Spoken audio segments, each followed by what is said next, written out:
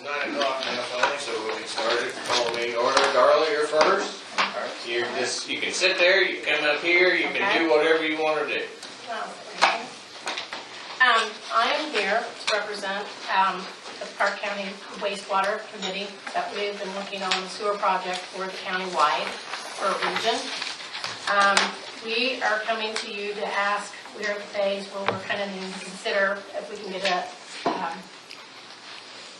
a region development set up. So I'm here on behalf of asking for the regional sewer district to be set for Parke County, which would encompass all of Parke County except the areas under the jurisdiction of established communities or that are already served by existing wastewater utilities. The planning area, we still is with the engineers. They're working on the final part. We are starting to petition IDEM to approve the plan. But for funding and stuff, we need to end up and have a sewer district because it will not be any tax unit. There will be no taxing unit. It will be up to the sewer district to establish what the rates and stuff was. They would bring in an auditor to go over the cost and what the cost would be for the areas that we start with. We'll start in different phases and go on that, and that'll be up to what the people that are hooked onto the sewers will end up paying. Will help support the system. Okay. Have you thought, could you go into a little more detail, mainly because, a lot of us have never heard this presentation. There's no property taxes will be able to be used, and talk about their bonding authority and some of those things, because, we're already getting some feedback about how much this is going to cost to people. The cost is really I think we understand. We might even also talk a little bit about the need, what you're seeing in the town of Marshall, and then, of course, it's all about cost. Mm-hmm. What we're seeing is in the small areas, as you know, the septics that have been put in have been there for several years. And septic's average lifespan is like 15 years, is what they say, 15, 20. A lot of them, the community doesn't have the money or the funding, and the design of the septic system's now really changed over the years. You've got to have a lot of ground to be able to run it off. What we're seeing is a lot of failure. What we're seeing is a lot of our regular just drainage tiles, a lot of septics have went into those to drain off of their tanks. And our tiles are failing. So what we're seeing is puddling and stuff, which is actually sewer puddling because of the way the old systems, these people haven't maintained their systems, or maybe they don't have them.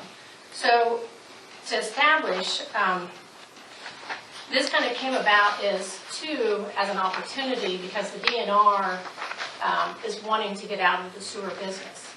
So they need a place to put their sewage. So they're wanting to get rid of their sewer plants and take their sewer off to somewhere else. And we're talking about the Turkey Run State Park. State Park.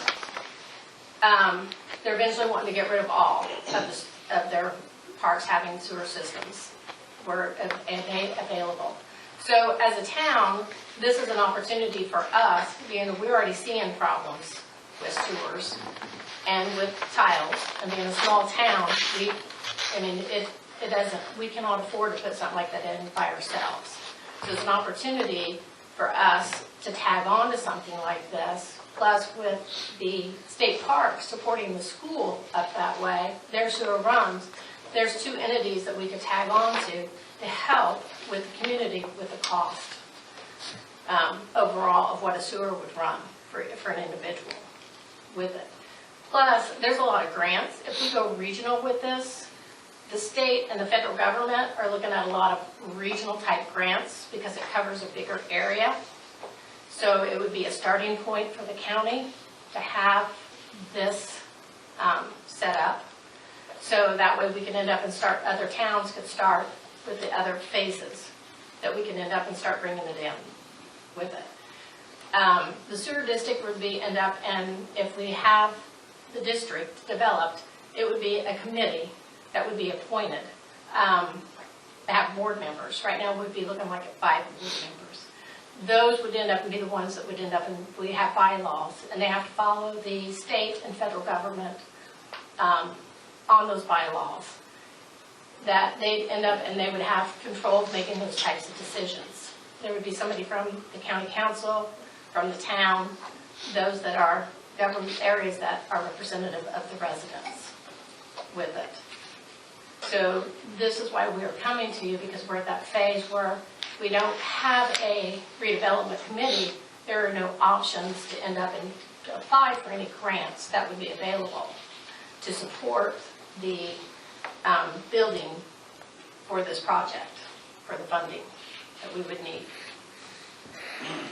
Darla, in your estimation, what percentage, on a percentage basis, how many of the systems in the town of Marshall are in a, I don't know that I'd go as far as say a state of failure, but in a unsatisfactory state? Probably the majority of the town. Okay. The majority. We also have the problem where lot sizes, homes are on too small of lots. So for them to end up and put a new septic in, I mean, it's easier to be blind about your problem, to ignore it, because you have no place to put one in, unless, you know, there's a sand system or something, mound or something small that can go, but it's very expensive. Actually, I believe it was more expensive than doing a finger system. But with finger system, you've got to have ground to do it. So what that does to us as a town, that takes away us having additional, anybody to do any housing, you know, any upgrades. I mean, if somebody comes in there and they want to do upgrades, to add extra bathrooms, their sewer's not going to support it with it. You've talked about this from the perspective of a countywide district, but the proposed appointments would be a couple for the commissioners, one from the county council, one from the town of Marshall, and one from the conservancy. So at this point, you would not be, you would not have representation from any of the other small communities that might end up benefiting from this. So is it fair to say at this point that the initial phase is Marshall and the park, or what? Yes, the initial phase will be the school, the Parke Heritage Middle School and elementary, the state park, and the town of Marshall is the initial phase.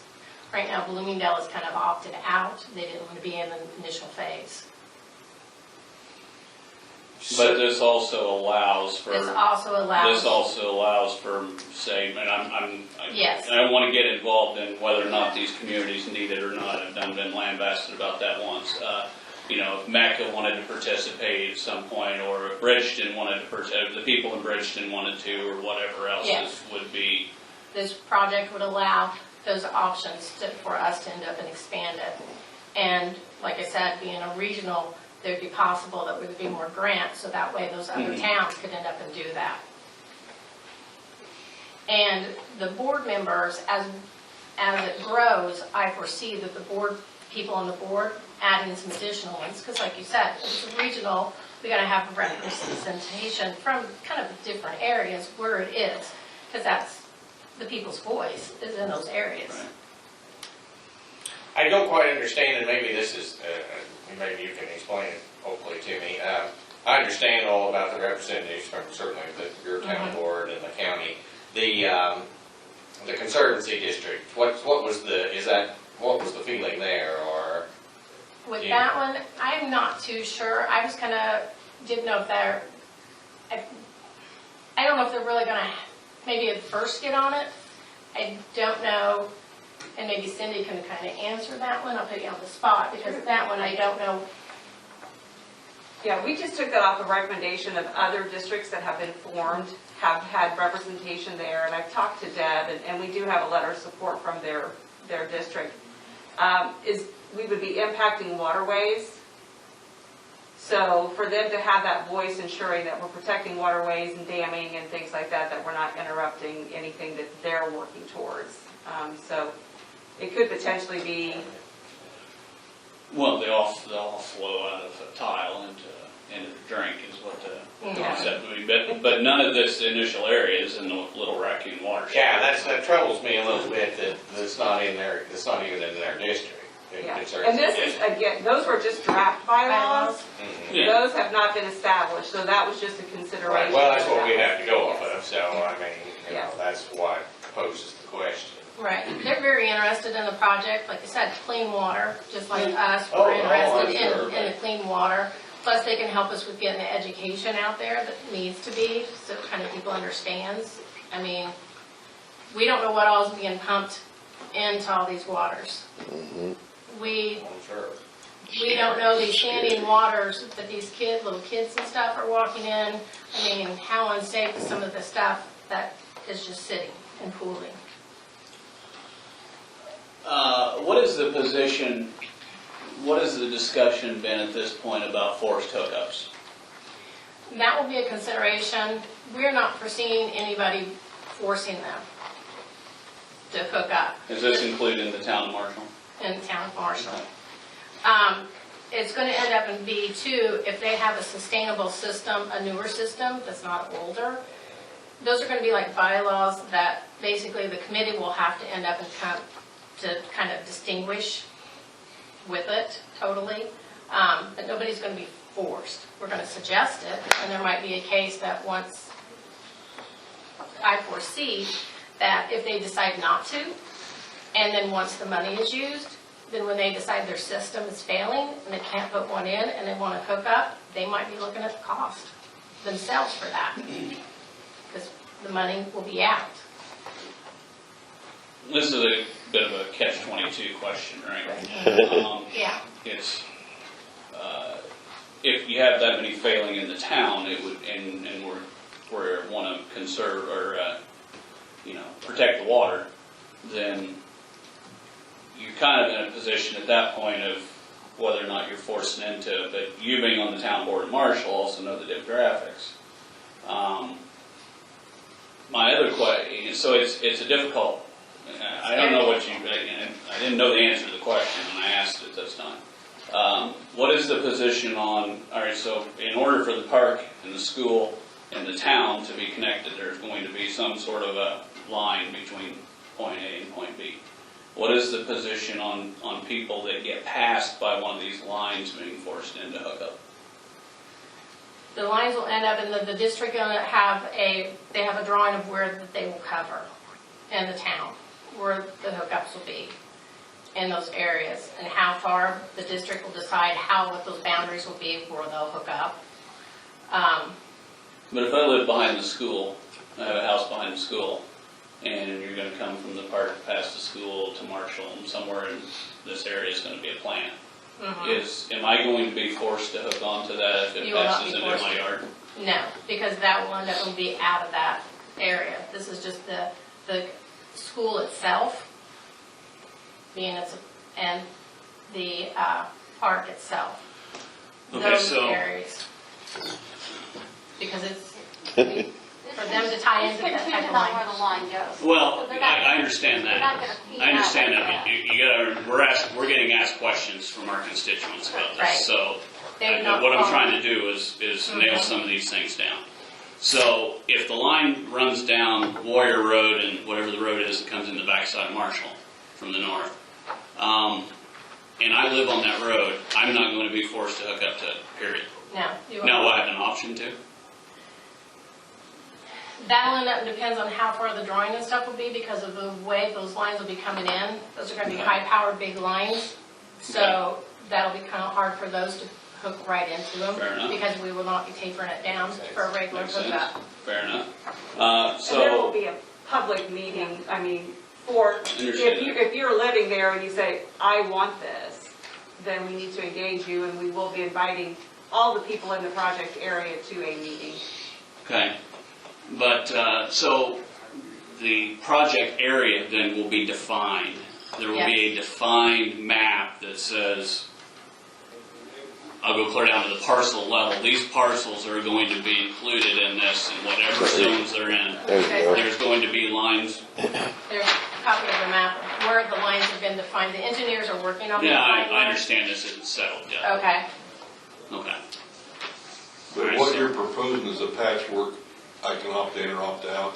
Yes, Yes, we will end up in opt-in, opt-out, but the final say will end up and be, the committee will end up and have the bylaws to state what those are. So it's going to be on who is on the board for the district to make the final decisions. And we'll have, like I said, the public hearings and people's voices heard.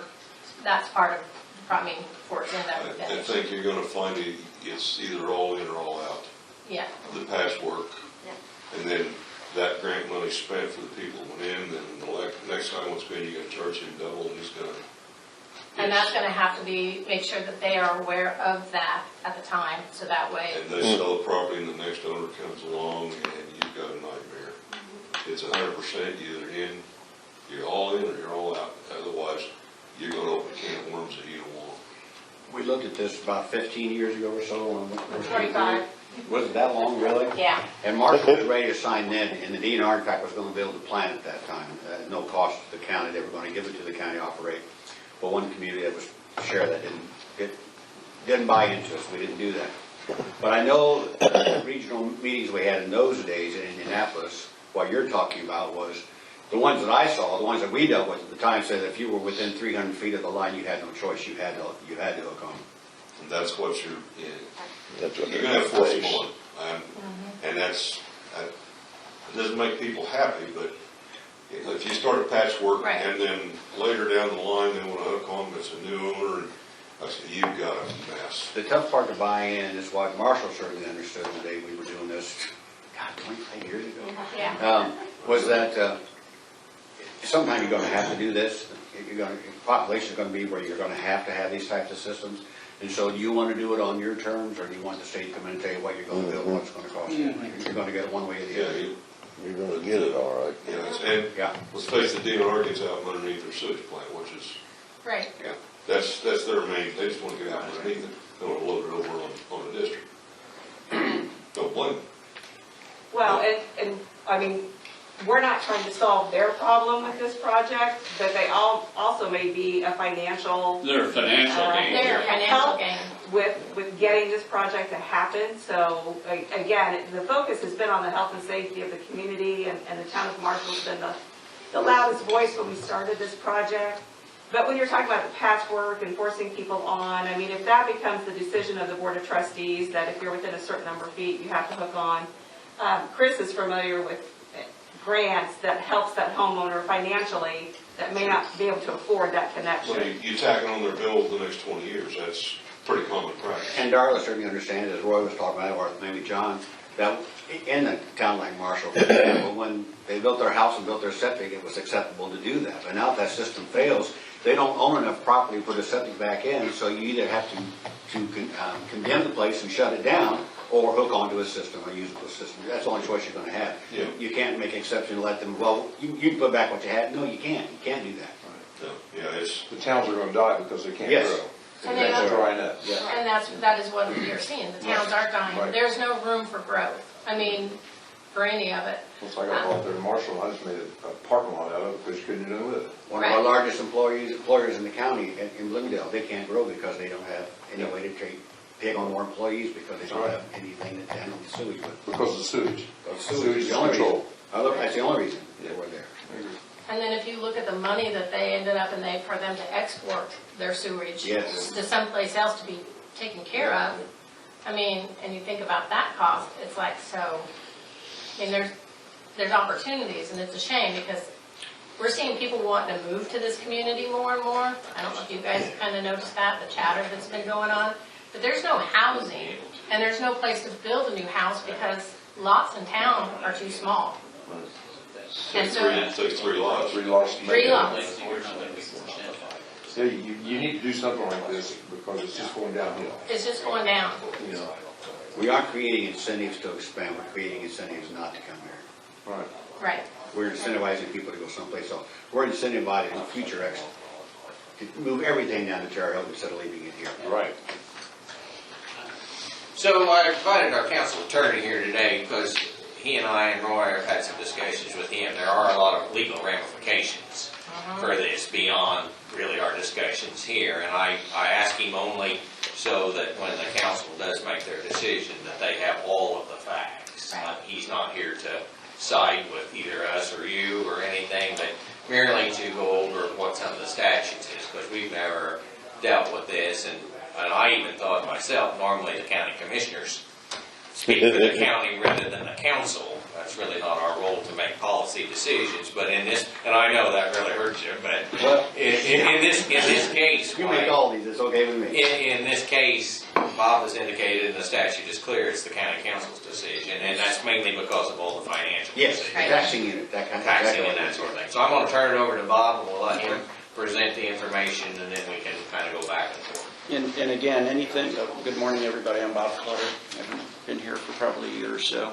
But again, everything I go over in no way is speaking against or for the district one way or the other. It's just, Roy and John just asked me to kind of summarize what the statutes call for, and I'll leave it at that.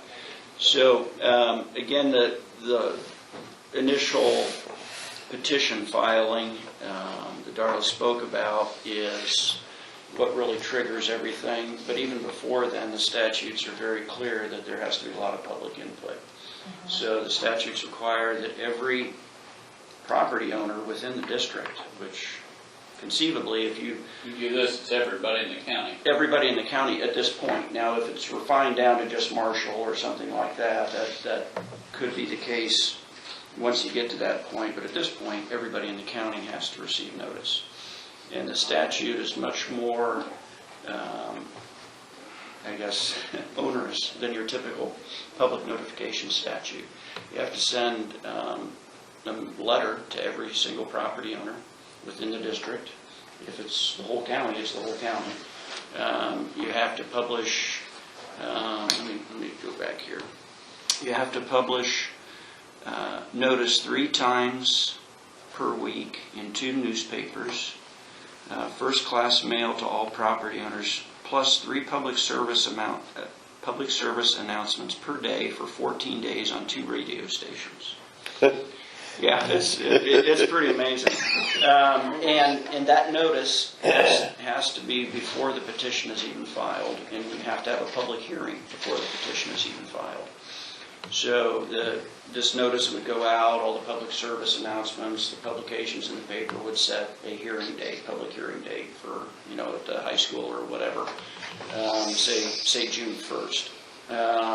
Once you have that public hearing date, the petition can then be filed. It has to be at least 30 days after the public hearing, but it can't be more than 180 days after. So there's some really intricacies there.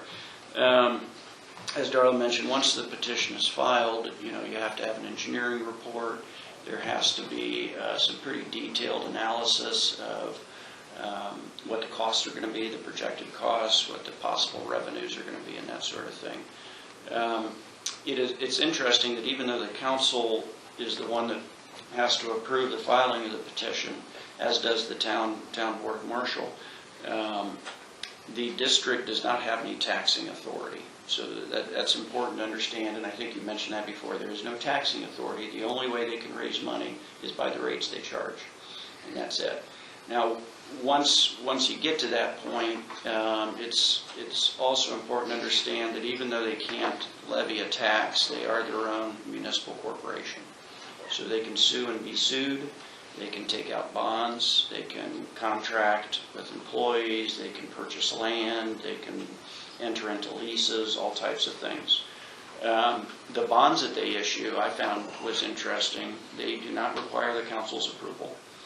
No approval of anybody else, because they are their own municipal corporation. So once they issue a bond, that's it.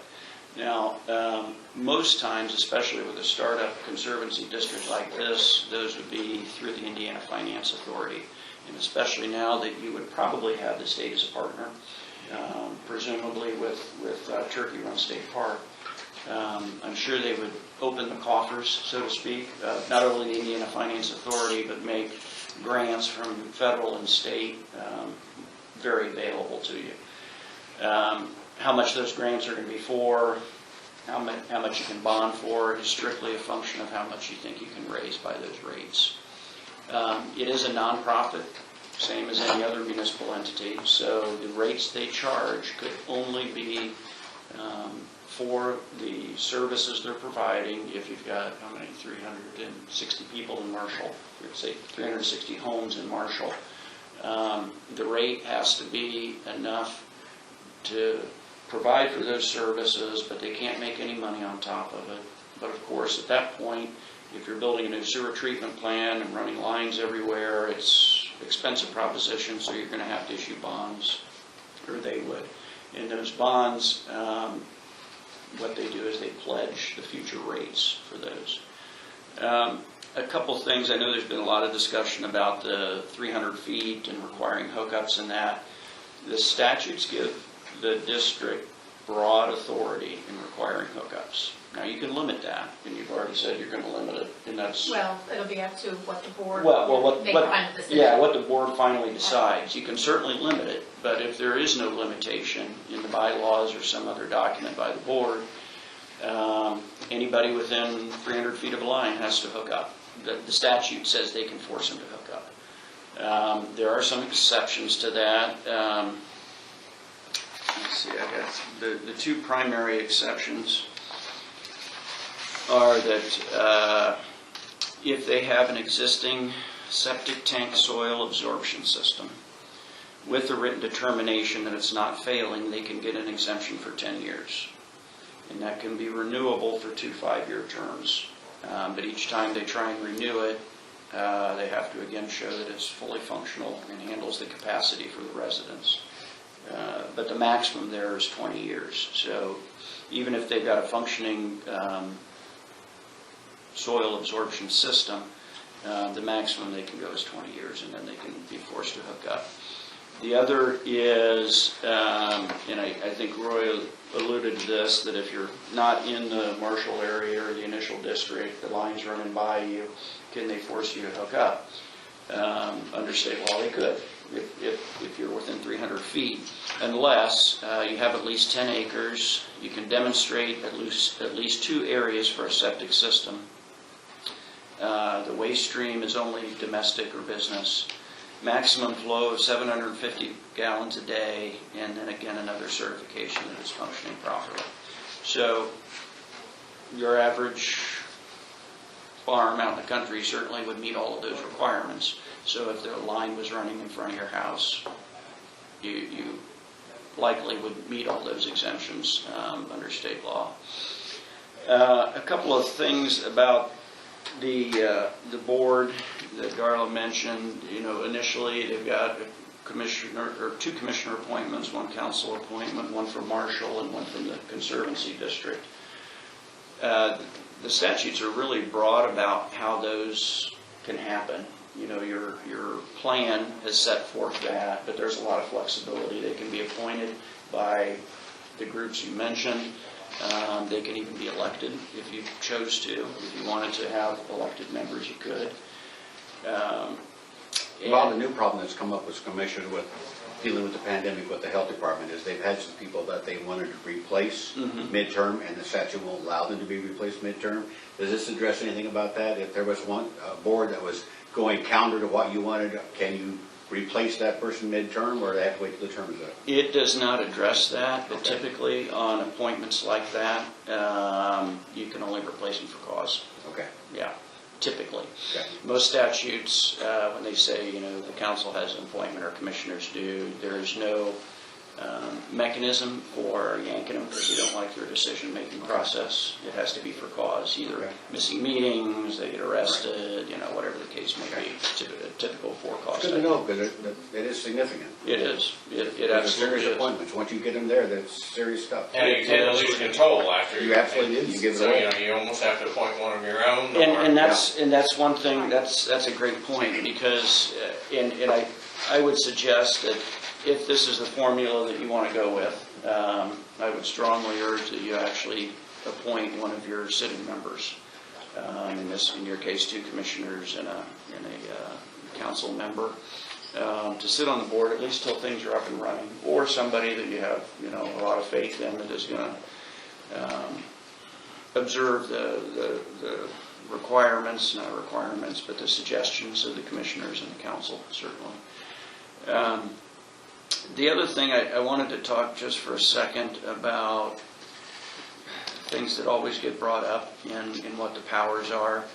Again, I've talked about they can buy land. They do have the power of eminent domain, and I want to make sure that's clear. They don't have to use it, but they have the power to. Now, there's some specific Do they have the provisions. power to take it, or does it have to go to court and the court decides if they can take it? The court decides. Okay, they can make that decision, they want to do that, they go to court, and the judge will decide if it happened or not? Yes, Okay. but under the statute, it says that they have that power. Okay. So if they meet all the statutory requirements, Judge then has to go with it. the judge pretty much has to go with it. But there is a provision that says that the district is supposed to try and use the right-of-way whenever possible. So if they're running a line along the road and they want to come and take part of your land, say, well, just use the right-of-way, and that's what they're supposed to do. Probably the bigger question is when it comes time to build the plan, where that's going to be, and hopefully you've got a willing seller, but in the case that you wouldn't, and the engineers say it's got to go there, they do have the power of eminent domain, so I just want to make sure everybody's aware of that. The other thing that I think is kind of unique is that there automatically is an authority set up. So once the district is created, an authority automatically gets set up. And the authority's only purpose is to oversee the rates. So once they establish what the rates are, and let me take a quick chase down a rabbit hole here, but when they establish rates, they can only do it by ordinance, and they have to have a public hearing beforehand. So they don't just make up the number. They have a public hearing. Their engineers and accountants will come in and say, this is what it should be. They adopt an ordinance, and that's what the rates are. The authority's oversight is that if those rates go up by more than 5% a year, and anybody objects to it, then the authority determines whether or not that's a fair and reasonable increase. You have a public hearing again, everybody comes and testifies, and if the authority determines, okay, that's fair and reasonable, or they don't, either side can appeal it and then it goes to court. And the interesting thing about that is the authority is comprised basically of the commissioners and the council.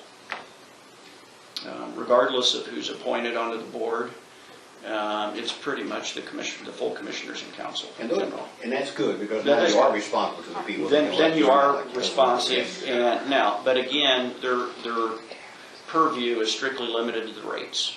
Not where the lines are running or whether or not they're forcing people to hook up, it's just on the rate. And that's only if there's a 5% or greater. If it's 5% or greater. It doesn't have anything to do with the initial rates that are set. Or costs. Nor costs or anything like that, or if they decide they're going to build a new plant or, But it's the rate, if the rate goes up more than it's the 5%, rate. then it comes to this authority. Yep, absolutely. So. Does it make sense in your mind, and I applaud the town of Marshall and even DNR and the school, because they recognize that there is a problem and they're trying to do something about it rather than somebody trying to impose it on them, which I'm certainly support. I have a little qualm though if we create this and call it the whole district as if in Parke County. Does it make any sense to say, to limit that or to par that down? Because, we're liable to hear from somebody in the southern part of the county if we have a problem and we don't want this. We don't want the town of Marshall telling us that we do. And I'm not saying that you would do that. Yeah. So, I look at it from what I'm going to, make.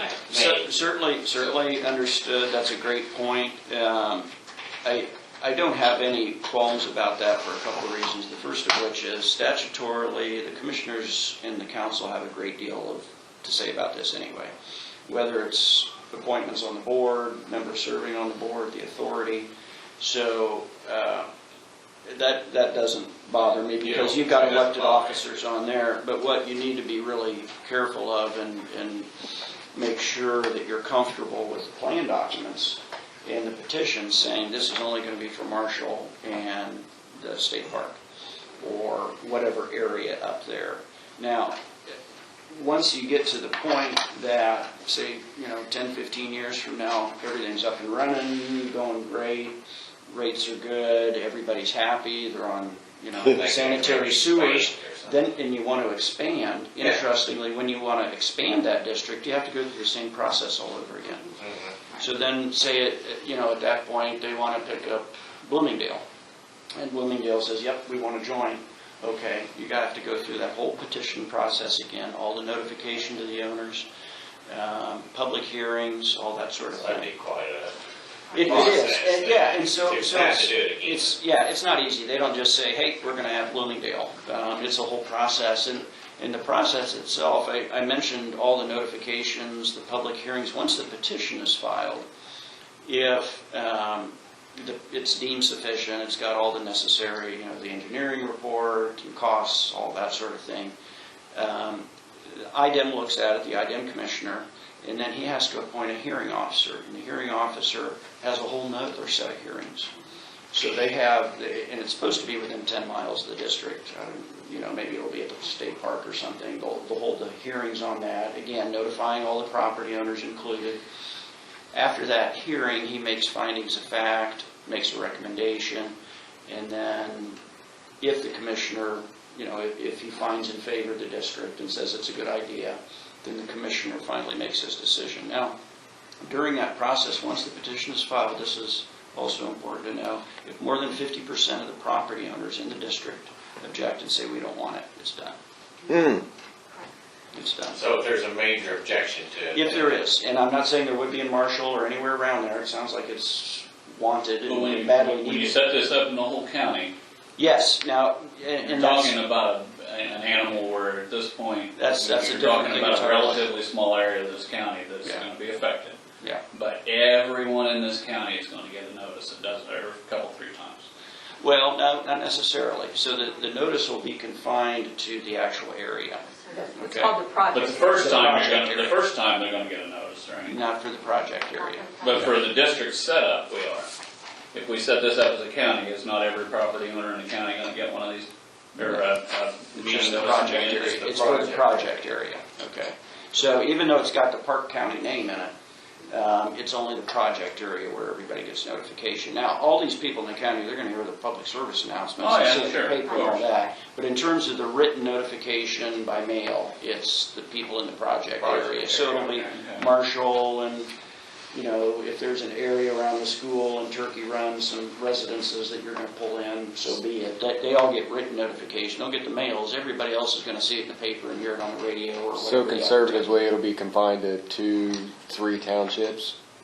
Yes, depending, I'm not sure. 3 to 4, depends on how you want to draw them Yeah, out. right over there, yeah. At some point, we might like to get, have them see the map of the actual project area. I mean, if you could get us some maps, or if you got it, or, You have that? I mean, we can pass it up here, or. That's just the Marshall, That's just the Marshall. This is just Marshall. Marshall area. but it gives the, It's only 3 or 4 townships, but it's everybody, it might not be too I mean, we might only see one of the whole, It's going to at some It point. goes to everybody. We don't have to have that. So they've already got a, When it's you've only already got a like that, proposed forced main, couple thousand people.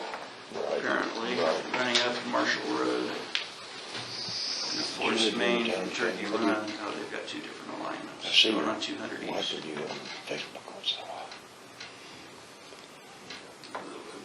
How many people? Where is the school located? Is it over here? It's, North. yeah, it's out there, If you take up place. Rosedale, Okay. they put that sewage system. Well, that is in an the important point, that they really only They've notify redone in the it project. At least Yes, In the twice. project area. They have to know, They did it notify all first time, property they owners said within it the was big project enough area. to- And again, that's Three cities. why it's in, Add something real quick? Sure. oh, I'm sorry. Yes, you're correct. When we set up Elkhart counties, we notified the area to serve.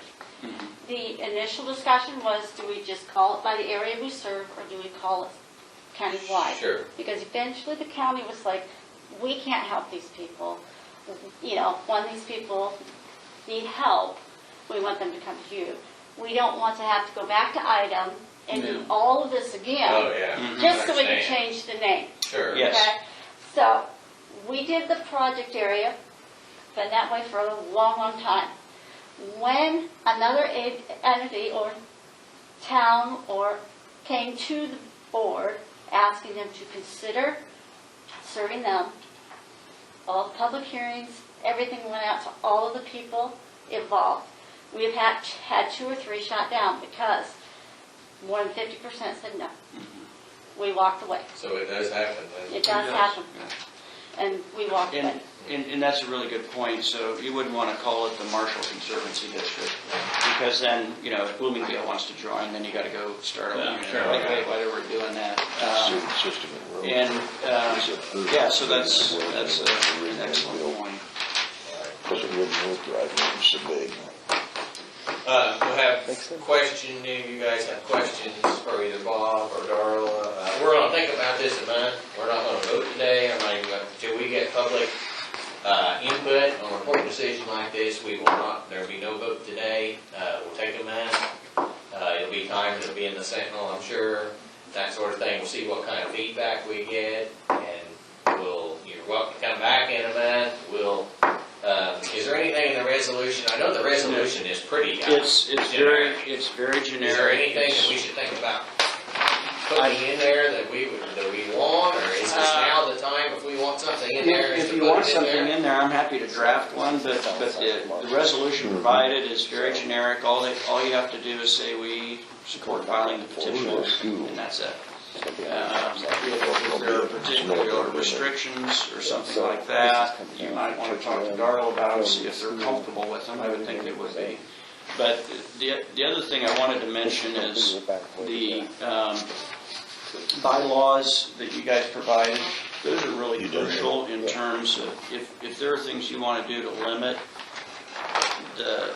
the state law provisions, you can do that through the bylaws. So if there's particular things that make you uncomfortable or make some of your constituents uncomfortable, then it's important to pay attention to not only the project area, but the bylaws and those restrictions that they impose upon themselves. And I think from my questioning, you obviously know there's concern there on my part. I represent the area, you know, Township Marshall's in, and I'm with John here. Right? You guys deserve a lot of credit for what you're working on here and trying to solve your problem that you have, and I want to support that in any way I possibly can.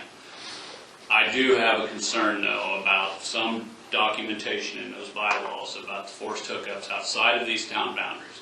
I don't, because what I've already been contacted on is the people out in the community thinking that they're going to have to abandon their perfectly good septic system and hook up to this and start paying a fee because the pipe ran past their house. And they're in the wrong place at the wrong time, you might say. So I want to see... That's where the Indiana code comes in. Well, that's fine. I understand that, but you got to understand something else. Nobody in this, these people, the constituents are not reading Indiana code. And I know that it's there, but I want it, and I don't want this to be left to after we create it and the board is off and running. I want to see something in here that says, I don't care if you cite, if you list the statements that he made and that you're making about the code, fine, put them in the bylaws. All right, I'm good with that, because that situation, as you clearly point out, does address really what I'm looking for here. And because I don't want to get into this situation where we're going past the farmhouse and they're going to be forced into it, and they're going to be forced into it. What the town does, I'm not going to comment on that because you guys know your problem better than I do, and I'm not going to comment on that. But out on the path around through the community to get to the plant, to connect areas that are dense, I have concern about that. So please take that back. Yeah, and again, that's a good way to do it is if there's discomfort about any restrictions or powers that they would have under state law, the bylaws are the way to address those and try and restrict them.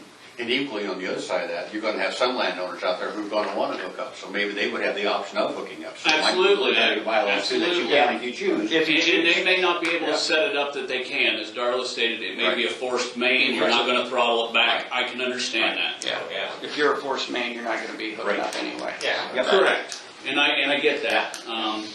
But I don't want to end up somewhere down the road with some members of this appointed board, which we all have, some of us have concerns with appointed boards anyway, that can all of a sudden say that you're on that line, you're going to hook up, like it or not. And you're out here on a 50-acre farm with no problem. So you're saying to make sure, so like a copy of the bylaws included with the letter, so that way they know we go by these bylaws and it's highlighted that this is what's covered, that you're not. Well, Because what the I bylaws would, my change. suggestion is that you write into the Just bylaws, slide in. you know, even as she stated, you cite, you know, list out the statutory requirements. Right.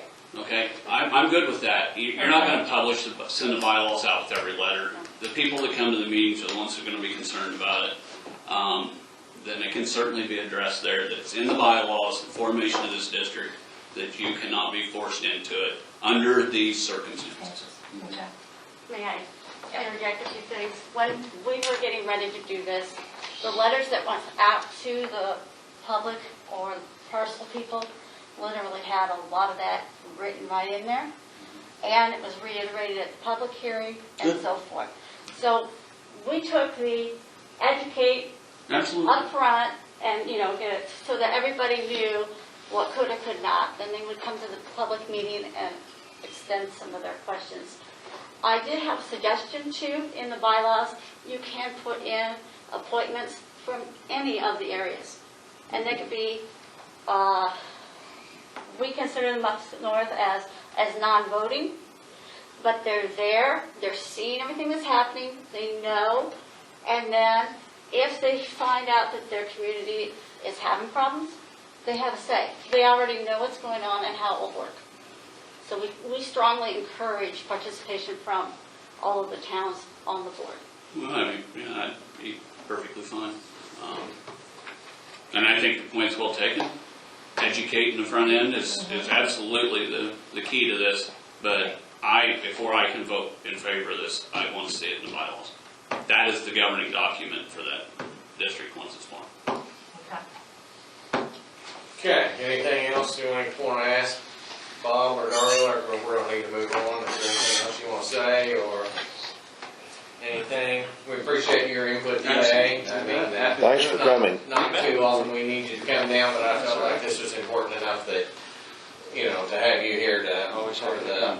And thank you, Darla, for coming into the fire. Yeah, well, it must have been painful. We didn't mean to make it painful. It It's just, not painful. No, Clean it's on. worse. we just want to make sure that all this is out in the. And I understand that, and that's what we want to be upfront with, Yep. with our patrons, of what's going on. I mean, us as a town, we're also having our attorney look over it too, because once, like you said, once this is developed, the district, yeah, we'll have a person on it, but the town is, I mean, it's Lost its own control. entity, we lost control. Yeah. So we got to make sure that we're covered. And, Well, and that's what we're doing. That's That's exactly what I said. That's why Yeah. our That's attorney absolutely came right. because after the discussion we had on the phone, I thought, oh my gosh, we're going to need to have all the council members hear this so that you all can make an informed decision, and we'll see what our feedback is in a month.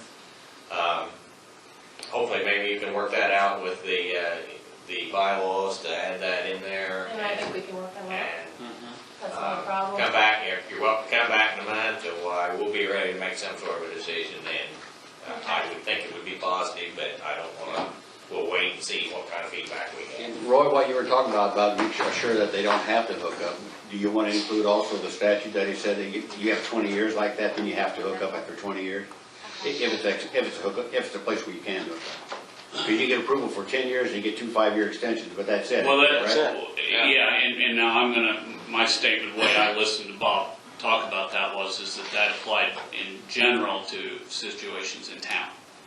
And my statement here that I Oh, wasn't made it just was, in town, it wasn't running by? It's anywhere within the district. it's anywhere within the district, The but, project, That okay. district If you got a high pressure line running by your. Right. well, I understand. I'll leave that apart, but my statement is, and, you know, when you start talking about out in the country, that you have these scenarios where you're probably going to meet all those other requirements where that one doesn't play in. Okay. Now, I have no problem with that being in there because it's part of the statute. I'm good with that because I think it's important that you lay out exactly how people are going to have to connect to this thing. Absolutely. They need and to whether- know. They need to know. That's what they care about. Hookup fees, you know, I mean, know, how and are you that's- going to charge them to hook up? How are they going to hook up? And how much is that going to cost? As sure as you don't include it they're gonna think he tried to sneak it by. Yeah, and I'm fine, I think that's probably Yep. wise advice to include that part of the statute in the bylaws too, because we're gonna deal with the hookup situation, and how you're gonna manage that, Right. then good. Who's gonna fix my yard after you hook So it we're, up? Yeah, You can get too far into this. Yeah. That's a statement too, that we're acting as an advisory committee for regional wastewater. We are not the board of trustees. I understand. So we're not, whatever we put in these bylaws are not enforceable by us. It's going to be by the board of trustees. But we can definitely recommend all of the things that you're stating. At least at that point, when it's there and that committee gets formed, that the people that are on there have what the wishes were of that thing when it started. Yeah. And there hopefully will be enough appointments on there that understand the method and the reasoning why that was included. It's kind of like when I wrote the reorganization plan for North Central Park. They aren't bound by much of any of that, but they also knew that was all the work that was put into that was the wishes of the two existing boards and the committee at that point, and they pretty well found to it. And I hope that this group will do the same, and I think they will. I think they will. Okay, Think about it that way. okay. Well, we're gonna move Thank you. on then, and so Bob, you're welcome to stay, you don't have to, and we may have some other meetings, you're welcome to stay, or it's. I'll well, take off and well, if you want me to stay. I don't, no, we don't need you to stay, I don't just saying if you No. wanted to stay. And if you want me to come next month, just let me know. Okay, well, If there's more questions. that might be something to consider. I'm happy to come back. Well, why don't you just put us on your calendar? I would. It'll be, March the 11th. See what you have on that. Looks like I'm open at this point. We'll just plan on that. if you like. I think that'd be Okay. a smart thing to do. Happy to do it. And if any questions come up in the meantime about additional areas of that, don't ever hesitate. You guys Okay. know how to Oh, get in yeah. touch with me. Yeah. Well, we appreciate it. You betcha. Thank you all. Thank you, thank you. You betcha. Thank you much. Good seeing you all again. Like to see you.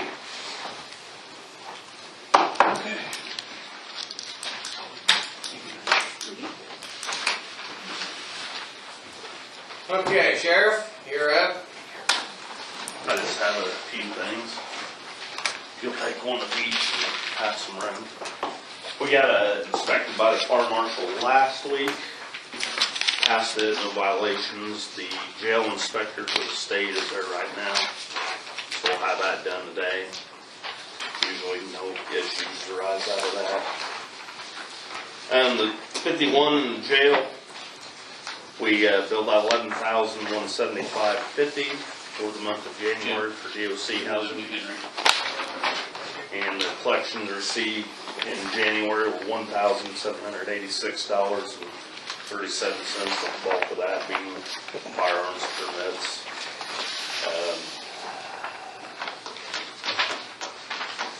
Like I said, you guys have a copy of the fire marshal inspection, and then also our annual jail report that we're required to file with the county and the state. The jail inspector gets that, the fire marshal gets that, so if you guys want to look at that at your leisure later, just kind of our info, our stats. Pretty good. That's all I have. Did you get your vehicle all outfitted and everything? Your used one? Yes, yep, yeah. Yeah, and it's still doing good, so. Good. Good deal. All right. Any questions? Okay, thank you. Thank you. Thank you. Yeah, Commissioner Meese? I talked to the guy from Core Facilities after I talked to you. He's gonna come next meeting then, if that's okay. That'll be fine. If you remember a few months ago, I talked to you about a company that I had spoken with, who does a evaluation, I guess, of the system. The jail, for example, has to have an annual report on the status of their equipment, and we don't know if that's, if you do that on a regular basis or not. He's found other jails where that wasn't always accomplished, even though statute says that. Our main concern was our custodian will probably stay another year or so. But he went into the job cold because there was nothing left for him on how any of this stuff works, what the maintenance requirements are on any of it. So this company does that. He goes down to every piece that we have. He does the maintenance schedules, what filters need to be changed when. He sets the whole thing up. The cost is about, for the jail, would be about $12,000. It's a 3-year, that covers 3 years worth of Follow-up, he creates the manuals for the maintenance schedule, I guess what I'm trying to say. You can do all at the courthouse also for an additional $9,000, that's about what the numbers are. He'll present that to you. But I think it's something we need to think about, because when Don walks out, it's not like it was in the old days with just a couple boilers down there and things going. There's a whole bunch of stuff up there that nobody knows how to operate. So every time we have a problem or consideration, we have to hire Irish or somebody to come in and do that work. And he has shown how you can save a lot of money by, he's had some counties even hire full-time people just to do that, and it saved them more money than they were paying on a as-needed basis coming in. So he'll present all that to you when he comes, but I just want you to know I did talk to him. He's planning on coming on the meeting on the 11th. Good, I appreciate pushing it back, because I knew this was this today. Why it would This get is pretty long. so worthwhile. This is such a important thing that, yeah, no problem. Good, all right. Cindy? Nothing? I've given Roy mine. Okay, yeah, we've got that, we'll deal with that, okay? Greg, is that right, or? Yeah, Greg Larson. Yeah, public comments, go right ahead. Oh, no, I am the new owner of the Lee Allen Bryan out there. We are planning to do a public event site to help with tourism in the county and to fully redevelop and do a historic renovation of the old administration building and restore all of the other buildings. And I just wanted to come, I was going to meet the sheriff today, just to talk about security at the site and that kind of thing. But I also wanted to come and meet you all, and just so you could see my face before I actually come and ask for anything or before there's any problems. So it's always easier to get to meet people before before there's an issue. And so I thought I'd stop by today for this meeting. But no asks today. Just introducing myself. Nice to meet you. Okay, all right. I should have said for Roy, because Roy has been major player with this, as well as Cindy, with the internet works coming into the county. We had lunch yesterday at noon with Endeavor, Joint, and Video were there, and they're all working on getting their areas covered. The county ATT wasn't there, but these other three were. And I just want you to know that I expressed really my deep appreciation to them. I really feel for the first time these companies aren't competing with each other or fighting over an area. I really feel they're working for us to get us covered and get us taken care of finally. So I want you to know that I really feel, I think Cindy does too, that it is moving along. It is heading in the right direction. So thanks for what you guys. No, I agree with you 100%. I mean, there's some projects working in the county. There's things happening. Yes, sir. It's slow, never going to be as fast as I want it to be, but there are things happening. There's going to be what we're going to deal with here in a little bit is an infrastructure development zone exemption for Bloomingdale for one of their fiber runs. There are things happening, and we're working in the right direction, and I'm pleased to have all three of them as partners in that. Yeah. Okay, is there any other public comments? Darla, if you're here, you can make a public comment too if you'd like. Okay, well, we're going to move on. Approval of the minutes of the prior meeting. Motion to approve January 14th minutes. So, Motion been made, second to approve meetings from the prior meeting. All in favor? Aye. Within your packet is also an additional appropriation. Rory, you want to talk about that? This is for the additional salary for the part-time nurse. $7,410 will cover it to the first quarter of the year. Additional hours and the additional dollars per hour that we've done through the pandemic. So we've done a couple of these at this point, so nothing relatively common practice we've been doing. What has been shared with me is that she's doing a wonderful job too, that she's doing. I've heard that. Doing a great job. Good. She was actually coming today, but the delay, school delay. She came out giving shots the other day, in fact, at the clinic, so that was good. Vaccine clinic. So School delay prevented that. Okay. so, the motion to approve additional personal local health trust. Okay, motion made, second, all in favor? Aye. Pay the jury. I'll make a motion, we pay the jury. Second. Motion been made, second, pay the jury, all in favor? Aye. No reduction in funds. Roy was appointed, elected president of the redevelopment commission. Well, thank you. Got me out of that, so that was Guilted into that process there. Thank you. Nice campaign you ran there. Yeah, absolutely. Great campaign. We did award several of the parcels that were up for commissioner certificate sale. Mr. Larson talked about one of them that he was awarded. And it was about half, if I remember right, of them that we had up available got awarded. Pat got several of them as well. The officers, we elected officers, as stated, I was elected the president for the year. Mr. Pratt is the vice president, Ron Branson's secretary. We're pursuing action on a few delinquent loans from the revolving loan fund. We have a couple that have been granted a judgment against. We have a couple more now that are delinquent, and we're moving through that process. Then we discussed the moving forward of an interlocal agreement with the town of Rockville for the sewer project expansion north on 41. At this point, one of you who were in there can remind me of what the upfront dollar we decided was, or considered $1 million. Okay, $1 million up front, and then 80% of the revenues till the project is complete is what we're aiming at. Same situation we did for Montezuma for that expansion out there. And that's $1 million in cash that we have. So yes, that's in reserve. The TIF district has. The TIF district has that money. So they have spent some extra money. The town has spent some of their own funding for additional engineering due to all the problems that's been going on out there with landowners and locating facilities and so on and so forth. So they blew through the engineering money and then they contributed on their own, so they're vested in it a little bit too now. So that's the highlights from it. Planning and zoning? We'll try to make it, cannot get a quorum. I think we're gonna have to go through and look some of the appointments. Okay, just let us know. Those people are, Not coming. there's okay. It's always been a problem. Yep. Okay. New business, we have the encumbrance report.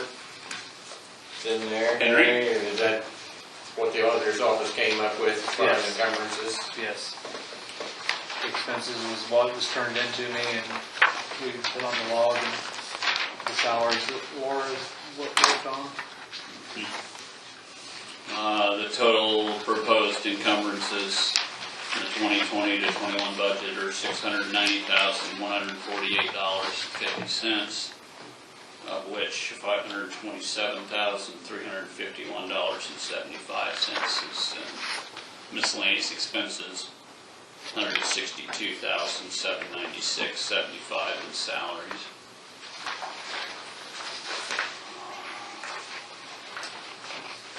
So, yeah. Okay. Oh, in your packet, We need to yeah, adopt in your it. packet We need also to is adopt the, those encumbrances. oh, we need to adopt this, okay. Also in your packet is the West Central Solid Waste Annual Report for your information. So we need to actually, what it goes, we need to adopt those, so.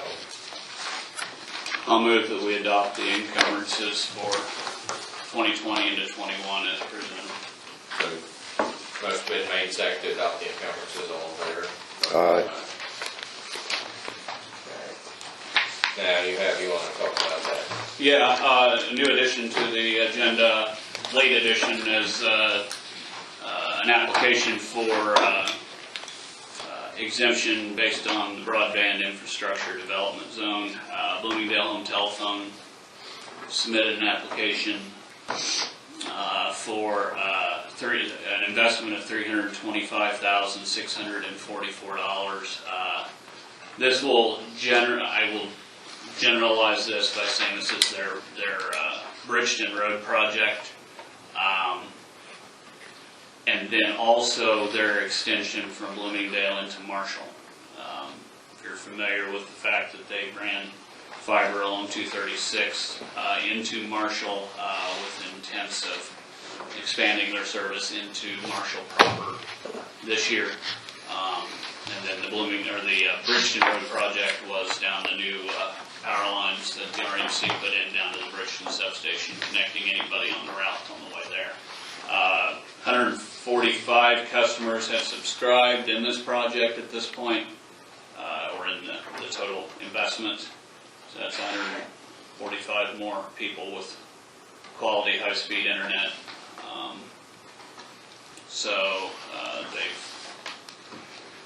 presented all the appropriate permits to go through the project. So you might explain what the implication. The implication of this, if you remember a couple of years ago, maybe now, time gets away from me, but the county, the commissioners passed an ordinance to create an infrastructure development zone in Parke County, and it encompasses the whole county. And any infrastructure put in the support of the expansion of broadband internet in the county is exempted from property taxation in perpetuity. So they'll never be taxed on a personal property tax basis for any investment put in that serves residential and business customers in this county. We have a two-page application that they have to file so that the assessor can take it off. This is a statutory process that can be done. There's several other counties that have done it.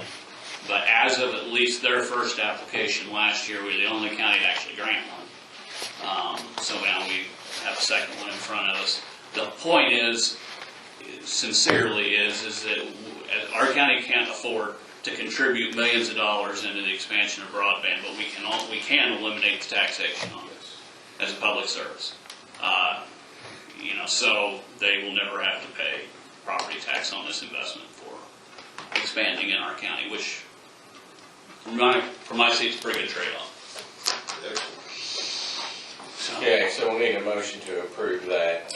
I'll make the motion to approve Bloomingdale's application for the infrastructure development zone exemption. Second. Motion been made and seconded, all in favor? Aye.